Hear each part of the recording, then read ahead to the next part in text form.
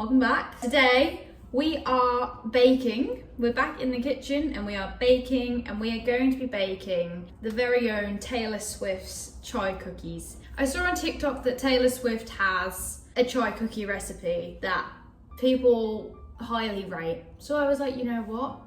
I'm going to make them. I'm gonna see what the fuss is about. So I found this one, well actually no, credits to Caitlin who found this for me.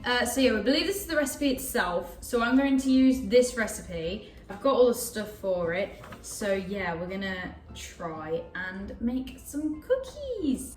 We're missing something, Give me 1 second, 1 second. Ta-da! This has become a staple piece in every single baking video I have. We're all kitted out, we're all ready to tackle the Taylor Swift chai cookies. I'm just gonna crack right in. So, these are the ingredients you need. I'll go through the list in case people wanna bake this as well. I'll put it in the description as well. You need half a cup of unsalted butter, you need half a cup of vegetable oil, half a cup of sugar, half a cup of powdered sugar, 1 large egg, 2 teaspoons of vanilla extract, 2 cups of flour, half a teaspoon of baking soda, 1/4 teaspoon of salt, and 1 chai tea bag. So first, what does Taylor say we have to do? She says preheat the oven.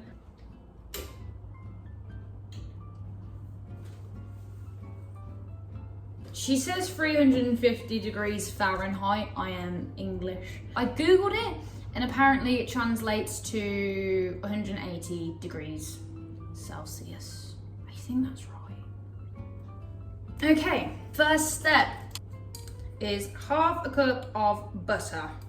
So we need half a cup of butter. Okay, I've got the butter and I'm gonna pop that in the bowl. Easy peasy. So, butter is in the bowl. We need half a cup of vegetable oil. I got me vegetable oil. I literally had to run out and get this today. And God knows how you open it. Hello? Okay, I'm genuinely not even, what? Hello? I just want to, there we go. We've got the vegetable oil. In goes the vegetable oil. Okay, now we need half a cup of sugar. She never specifies what sugar, so I'm going to assume it's just plain sugar. So I've got the sugar here.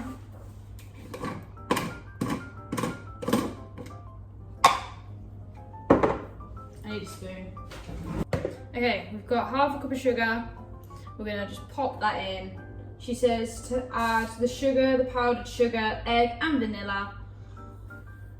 Stir in flour, baking soda and salt and tea. So this is the only thing I'm kind of worried about, is the powdered sugar. I'm kind of worried I don't have enough.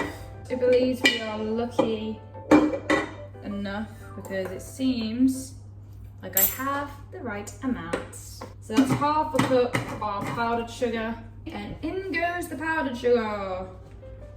I'm trusting you, Taylor. I'm trusting you. Next, we need to add 1 large egg. Whilst we're here, I thought I'd talk to you about, have a little chat whilst I'm doing the next few ingredients about October. So, in goes the egg. Sorted. Whilst we're here, I thought I'd have a little chat with you about October. So in October, I have a few ideas for what I'm gonna do YouTube-wise. I've got a few ideas in my head, a few plans going on that are gonna be kept secret for now, and you'll find out in due time. However, I wanted to talk to you about my October readathon. So before we go on to that, 2 teaspoons of vanilla extract is needed. So I've got my vanilla extract here. So as you may or may not know, I am doing a challenge in October where I only read thrillers or horror for a month. During the entirety of October, the only book genre I will be reading is one of the 2. And I personally cannot wait. I'm so excited. Thrillers and horrors are not usually a book genre I've ever tended to pick up. It's always usually been a rom-com or a fantasy, so I'm really excited, looking forward to getting to mix it up, getting to read some new kind of genres. I gave The Shining a trial about a week or 2 or so ago, 5 stars. Honestly, The Shining was one of the best books I've read this year, and I can't believe I'm so late to it. I'm hoping to watch the film as well soon, because I reckon that'll be good as well. However, I've heard that the film is like quite different to the book, but either way, the book was brilliant. I really enjoyed it. To the point where I've gone out and now bought Misery. So Misery is going to kickstart the October reading of horrors and thrillers. I can't wait. I've heard good things. I've heard amazing things about this book. I personally cannot wait. I can't wait to experience being scared by a book. I've never really experienced that with only reading rom-coms and fantasies.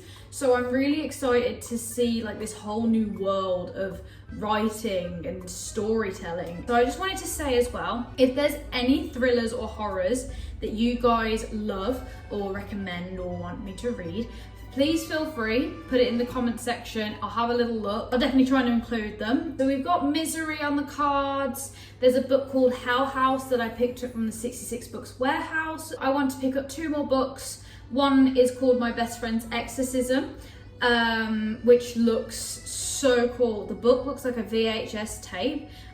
So I've been eyeing up that book for a while. And as well, there was another book. Oh, it's called Brainworms. And I think I watched Heather McGlary read this on her channel, and based on her reactions alone and on the story, the plot synopsis that she gave us, I was just like hooked immediately. So I kind of want to go and grab that book as well. I know I have a Guillermo del Toro book.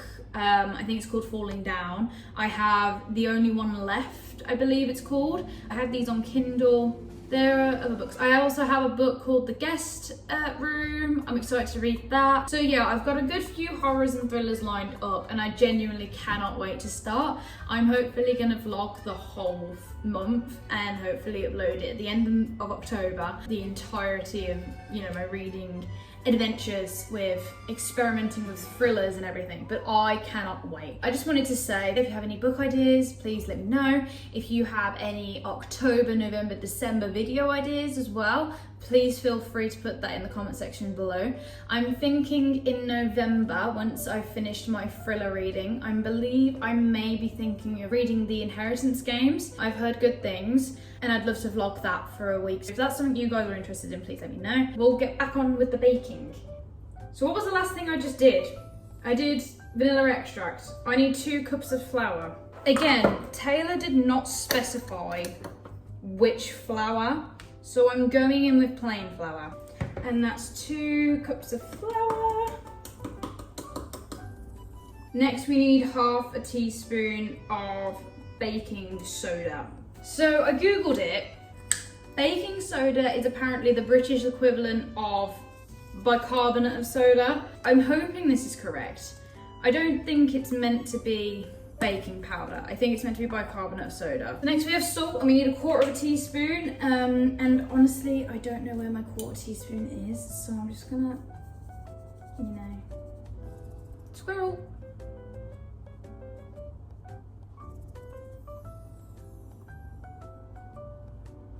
A few moments later. What are you looking for? I'm going to name you Paul. Okay, I'm gonna mix this in, and then we're gonna make some tea with the chai tea bags. Okay, that's the mixture done. After I've mixed everything together, I just need to make the tea. That's fancy. How do I open that then? Whoa. I'm gonna Google it. How much chai should I put in my cookie? Oh! Okay, I've just accidentally made chai for no reason. Apparently, you just cut open a tea bag and put it in. That's what people are saying on Reddit. And you can always trust Reddit. If I just rip it open, and they say just to pour the spices in. That makes sense now why she did say 1 chai tea bag though, because it's 1 chai tea bag. And then we'll mix that all together. That's still hot. That's still really hot. Okay, and then it says chill the soft dough, which it definitely is soft. This is what it looks like right now. It looks good. So I'm just gonna put it in the fridge for an hour. What time is it now? So I will see you in an hour after this has chilled. One eternity later. Okie dokie.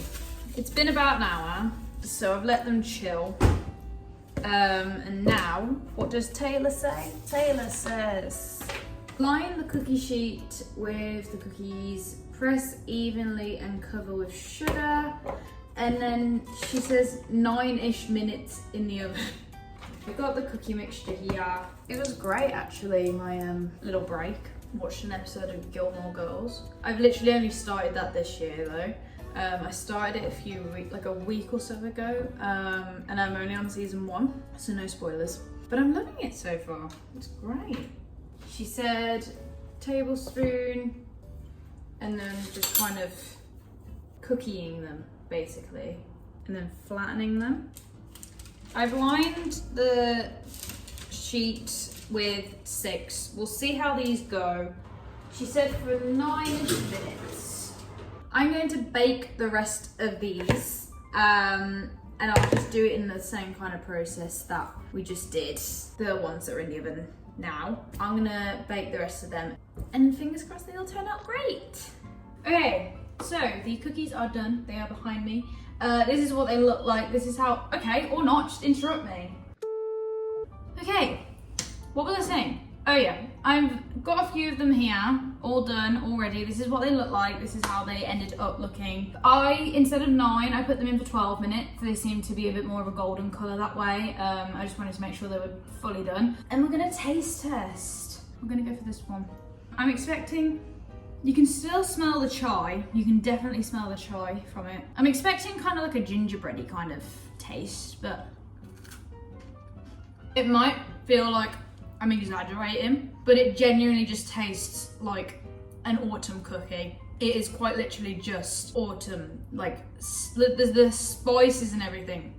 They're just subtle enough to the point where it's just a really nice flavor. Oh my God, 10 out of 10, I'm making these again.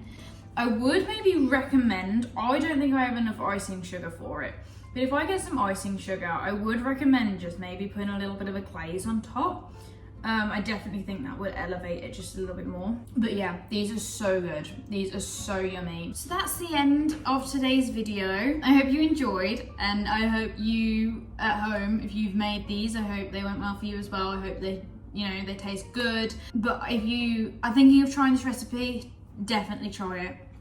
It is perfect for this time of the year. I 100%. But I'll put the recipe in the description below, so you can follow along. It's really not that difficult either. It's really not too hard to do. So yeah, I shall see you next time. So goodbye for now, and I hope you have a good rest of your week.